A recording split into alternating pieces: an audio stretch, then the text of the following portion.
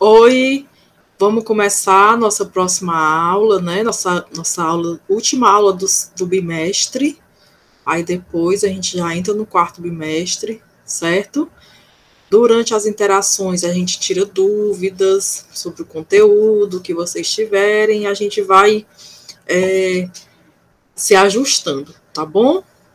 Então agora eu vou trazer aqui para vocês, vou mostrar os slides, certo? Sobre resenha crítica. Deixa eu aqui colocar para apresentar.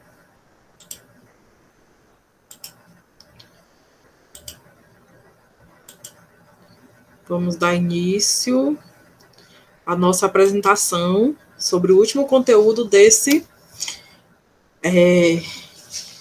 bimestre, tá bom? Resenha crítica. Vamos lá. O que é uma resenha crítica?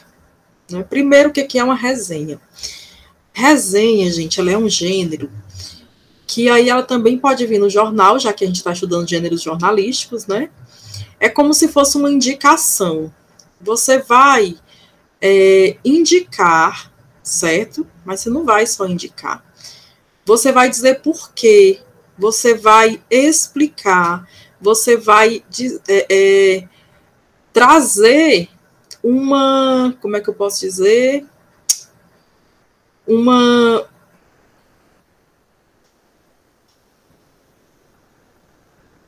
Fábio, tu corta que eu vou começar de novo, eu não quero cancelar e gravar de novo não, viu? Então vou dar aqui 10 segundos, que eu tô morta de cansada, aí tu corta.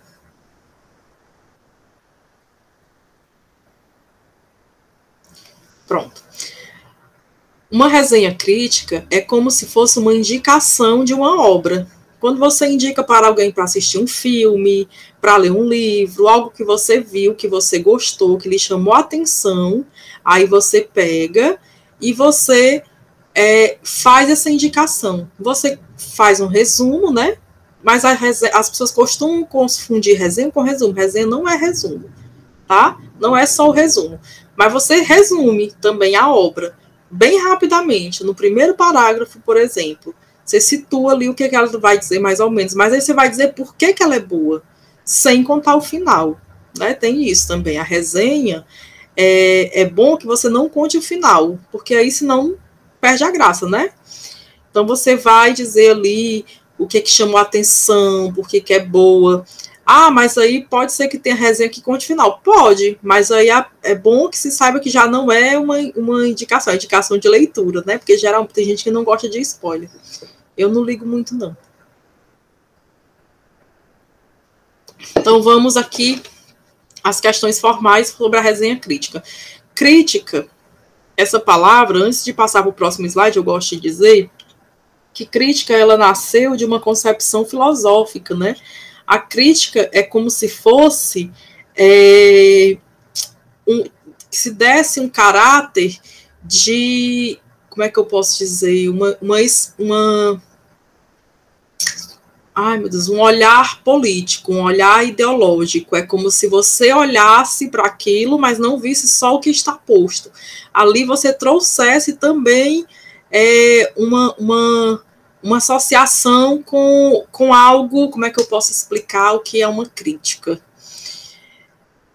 É como se você não fizesse só a leitura rala, é como se você aprofundasse. Uma crítica, ela é uma aprofundar ideias. É como se você fosse para além do trivial, é como se você fosse para além do que está escrito. Você trouxesse ali comparações, trouxesse ali o que ela está... É como se fosse uma leitura aprofundada, uma interpretação mais profunda, tá? Isso é o que a crítica faz, tá bom? Ela traz um posicionamento político, ideológico, enfim. Você ter criticidade é você ter a condição, a capacidade de ir para além daquilo que está posto, de procurar o que está por trás, o que está nas entrelinhas, o que fez, o que motivou, né, para que aquilo fosse escrito. Isso é uma crítica. E é também, obviamente, né, é o mais óbvio da crítica, é dar sua opinião, tá? É o seu posicionamento. Então, vamos lá. O que é a resenha? O que é uma resenha? no caso, a resenha crítica, né? Porque é o que a gente vai estudar. A resenha crítica, ela é um trabalho profundo, né, por causa da crítica, de característica analítica e interpretativa de um texto, de um livro completo, ou mesmo de um capítulo específico. Então, você vai pegar uma obra, pode ser uma música, uma canção, pode ser um poema, pode ser um livro inteiro de poemas, e você vai dizer por que você gostou, por que você não gostou, por que você indicaria, por que você não indicaria, tá?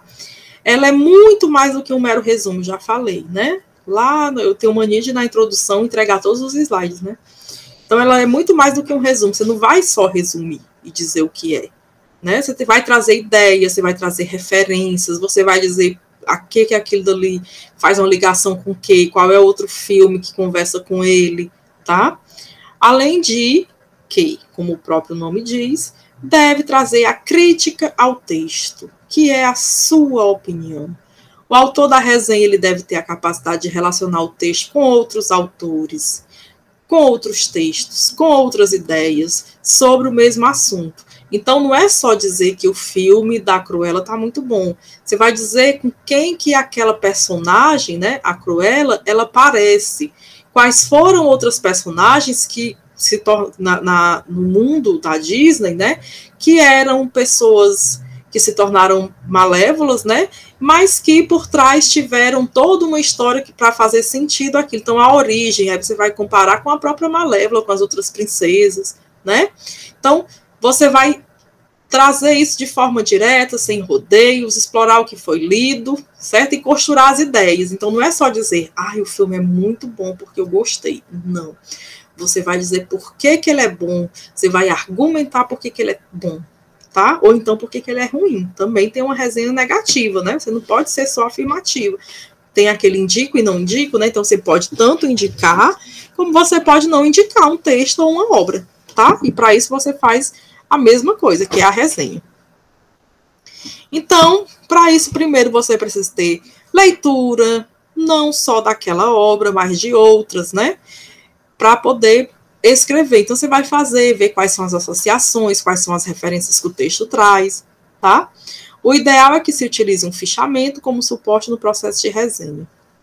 Fichamento, vocês sabem o que é, né? Lê e traz aqui aquilo que é mais importante. Então, por exemplo, eu vou fazer uma resenha sobre o filme Cruella.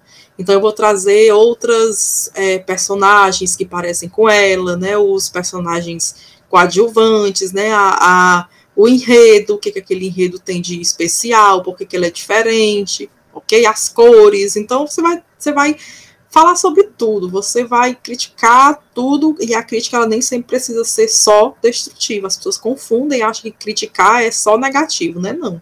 A crítica ela tanto pode ser construtiva como ela pode ser negativa. Ela tanto pode ser uma observação boa, né? Ou pode ser uma observação que ressalte elementos ruins. Estrutura da resenha crítica. Já falei isso daqui, né? A diferença entre resumo, resenha crítica. Resumo é só você dizer, contar a história. Cruella é a história de uma menina que teve uma infância difícil e que a mãe dela morre, ela vai morar na rua, encontra pessoas que vivem como se fossem como irmãos. A partir dali, o sonho dela é trabalhar como estilista. Ela descobre, né, um jeito de trabalhar para uma grande estilista, né, da moda, só que aí muita coisa acontece depois que ela vai trabalhar com essa grande estilista. Ela descobre coisas do passado dela, certo? Isso é um resumo, tá?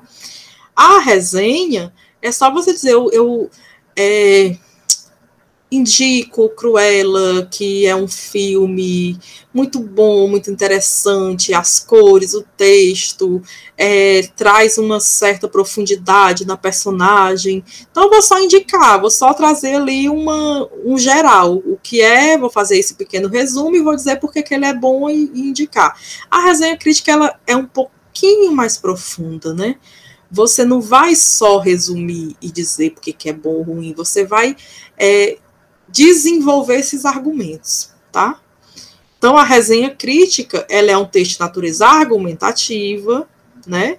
Então, ele vai ter aquela mesma estrutura dos textos argumentativos, que vocês já estão cansados de saber: a introdução, o desenvolvimento e a conclusão. Se a gente for fechar dentro de uma caixa, que a gente não fecha, mas se a gente for fechar, a introdução é como se fosse ali no primeiro parágrafo, que você apresenta o conteúdo. O desenvolvimento, ele gira em torno de 2 ou 3 ou mais parágrafos. Geralmente, o texto de uma resenha traz 3, 4 parágrafos de desenvolvimento, que aí você vai argumentar, né, sobre a personagem, por que ela é boa, trazer referências de outros personagens, do próprio filme, sobre o diretor, sobre os atores em questão, a história em si, né, e a conclusão. Tá? Isso daqui eu estou falando no caso de ser bom. Também lembre-se que pode ser uma crítica. Você pode resenhar algo para o bem ou para o mal. Você pode dizer: não indico, por isso, por aquilo, ficou mais do mesmo. O que tem de diferente entre a Cruella e a Malévola, por exemplo, certo? Mas aí você vai argumentar. E vai concluir, como vocês sabem, a conclusão ela retoma, ela deixa assim a desejar algo mais para frente. Existem vários modos de fechar uma conclusão. Então, essa tríade de introdução, desenvolvimento e conclusão não deverá ser demarcada de forma explícita. Não é necessário incluir o título, introdução, desenvolvimento e conclusão. Não. Que a resenha ela é um texto só, um texto corrido, tá? Não precisa demarcar. A forma como as informações estão dispostas torna perfeitamente possível identificar essas partes. É como na aula passada, do editorial. A gente lê o editorial. Ele não está dizendo o que é introdução, o que é desenvolvimento e o que é a conclusão, mas quando a gente lê, a gente sabe exatamente o que é a introdução, o que é o desenvolvimento, os argumentos, e sabe o que é a conclusão. Tá? Então, o que é que se coloca na introdução de uma resenha? O que se coloca em toda e qualquer introdução de trabalho, seja ele escolar, acadêmico, né? Dizer qual é o objetivo e o que está sendo analisado, certo? Aí você faz ali uma pequena apresentação. Esse texto tem como objetivo, né? Você não precisa dizer, né? Você pode só explicitar seu objetivo, que é falar sobre o filme Cruella a partir de elementos que despertaram, você continua, tá?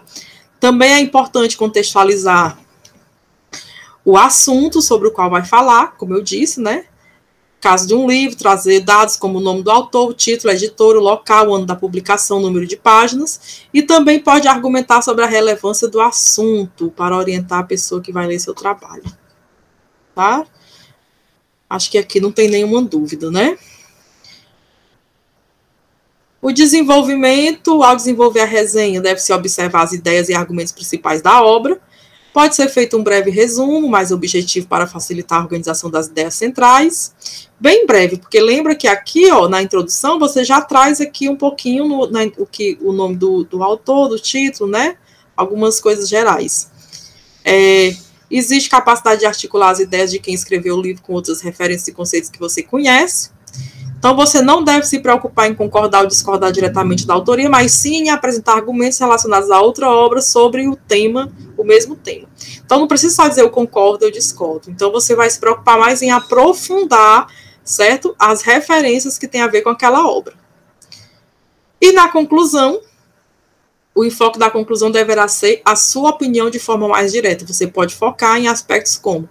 Então, na conclusão aqui, sim, você traz sua opinião, que é a qualidade e originalidade da leitura, ou, né, do que você assistiu, os benefícios, a linguagem, você diz o que foi que encontrou, se teve dificuldade, se não teve, se a obra é de fácil acesso, quais são os pontos mais relevantes e necessários, aspectos desnecessários e irrelevantes.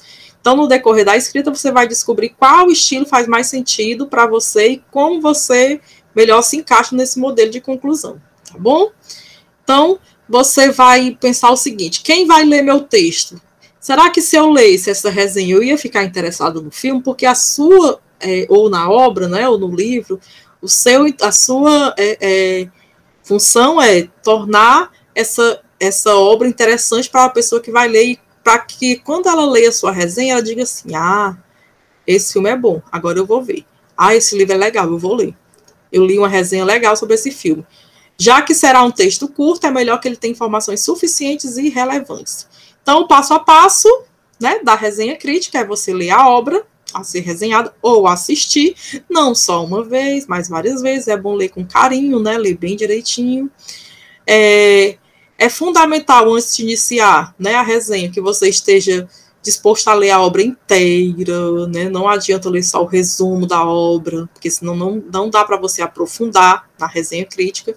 Então, a leitura tem que ser rápida para conhecer melhor o seu objeto de estudo. Não precisa...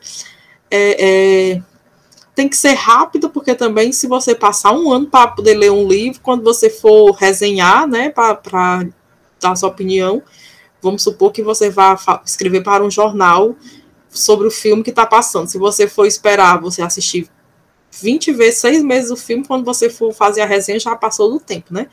Mas, em obras, por exemplo, atemporal, existem essa questão da obra, ela também é atemporal. Então, você pode fazer uma resenha sobre um livro que foi escrito em 1815. Né? Pode sim, pode fazer a resenha desse livro, tá? É importante fazer releitura, né? Essa releitura, ela vai trazer, por exemplo, elementos que você não havia visto quando você leu a primeira vez, né? Você vai trazer o que é mais relevante, o que não é, certo? E quando você tiver, olha, essa dica é importante. Quando você tiver alguma dúvida, você coloca ali lá no cantinho da página, se for um livro, né, ou se for um filme ou qualquer outro tipo de obra, você faz um caderninho de anotações para poder ver o que você tem que pensar para esse conteúdo. Então, pensa, aí você diz, como é que eu vou começar? Aí revê as anotações e começa a escrever a sua resenha crítica. Tá? Precisa desse processo, porque você não pode começar do nada, você não pode começar a fazer uma resenha sem pensar, por exemplo, na obra, tá bom? Aqui, ó, o que eu comecei a falar lá no começo em relação à crítica, né? A resenha crítica não deve ser vista ou elaborada mediante um resumo a que se acrescenta, ao final, uma avaliação ou crítica. A postura crítica deve estar presente desde a primeira linha, resultando no texto em que o resumo e a voz crítica do resenhista se interpenetram, ou seja, não tem como você saber se você está falando, não vai separar só aqui o resumo do filme e aqui a sua opinião, não, tem que estar misturado. Então, o tom da crítica ele pode ser moderado, ele pode ser respeitoso, ele pode ser agressivo, né? Tem resenhistas que são bem agressivos em relação ao que eles vão falar. Então, deve ser lembrado que os resenhistas, como os críticos em geral, também se tornam objeto de críticas por parte dos criticados. Isso acontece muito, essas coisas do revide, né? A pessoa vai, assim como acontece também antes muito mais, não sei, hoje em dia acho que nem tanto, mas há autores, né, escritores que só conseguiram escrever uma obra e foram tão criticados, assim, sofreram uma crítica tão forte que meio que travaram e não quiseram mais saber de escrever nada. Então, vamos aqui para os modelos de resenhas críticas.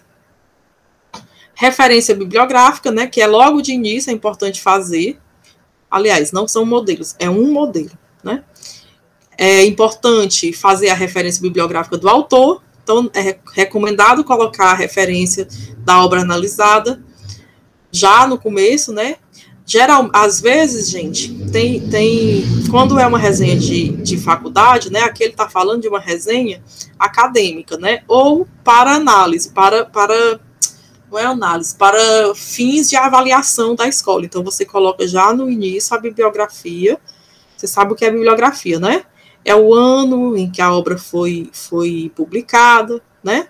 O nome do autor. Aliás, começa com o nome do autor, o nome da obra, a editora,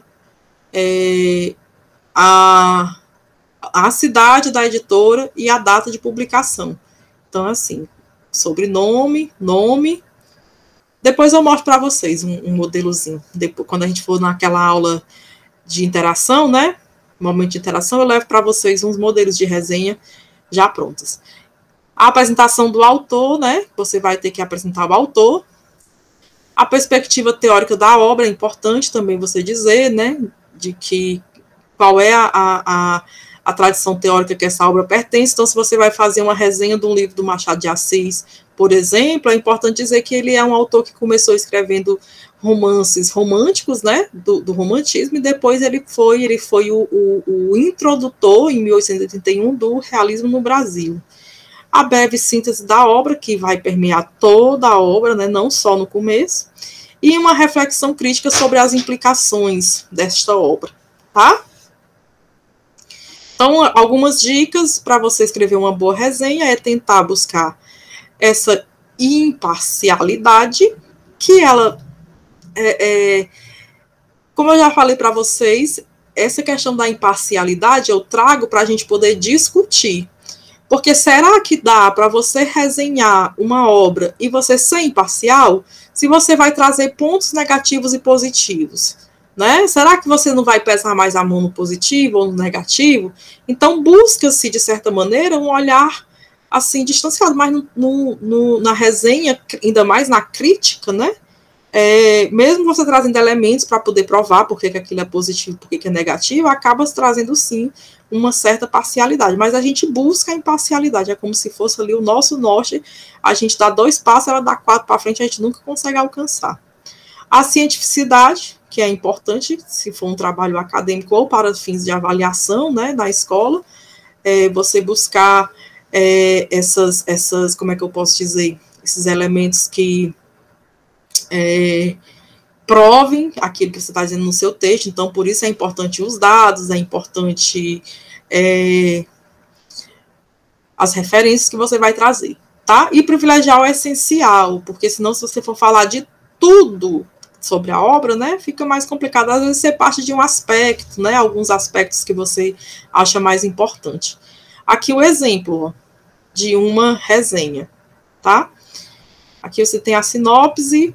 Esse livro, que é um livro muito bom da Chimamanda, para quem não conhece, ela tem esses livrinhos que somos todas feministas, Feminismo é para Todos, é muito bom, muito bom. Aliás, Feminismo para Todos não é dela, não. Acho que não. É da... Esqueci o nome da autora. Mas aí ele traz aqui, ó, o título original, o gênero do livro, a editora, o ano de publicação, o número de páginas.